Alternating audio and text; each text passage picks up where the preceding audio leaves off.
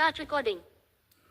જગતમાં દરેક વસ્તુનો સોદો થાય છે, પરંતુ સુખની વહેંચણી કરવાવાળું કોઈ નથી અને દુઃખ ખરીદવા માટે કોઈ નથી. આ બે વસ્તુ માટે કોઈ નથી. બધાને સુખ જોઈએ છે, પણ સુખ વેચવું નથી. કોઈને દુઃખ નથી જોતું, પણ બધાના જીવનમાં કંઈક ને કંઈક દુઃખ છે. માટે આજે ખૂબ સારો દિવસ છે. આજથી આપણા દરેકના ઘરમાં ગણપતિ બાપાનું આગમન થશે. મંદિરોમાં, શેરીઓમાં, દરેક સોસાયટીમાં તમને કાંઈ પણ વિઘ્ન છે, તમારા જીવનમાં કાંઈ પણ દુઃખ છે, તો ચોક્કસથી ગણપતિ બાપા સામે મૂકી દો અને પૂરી શ્રદ્ધા રાખો.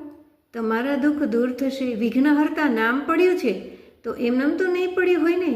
અને જીવનમાં જો દુઃખ હશે તો જ આપણે ઈશ્વરની નજીક જઈ શકશું. બાકી તો સુખમાં એટલા બધા રચ્યા પચ્યા રહીશું કે આપણને યાદ પણ નહીં રહે કે આપણી સાથે ઈશ્વર છે. માટે ઈશ્વરની ઓળખાણ કરવા માટે આપણને જીવનમાં કંઈક એવું નાનું તે નાનું દુઃખ મળ્યું છે તેનો સ્વીકાર કરી અને ઈશ્વરને આરાધીએ.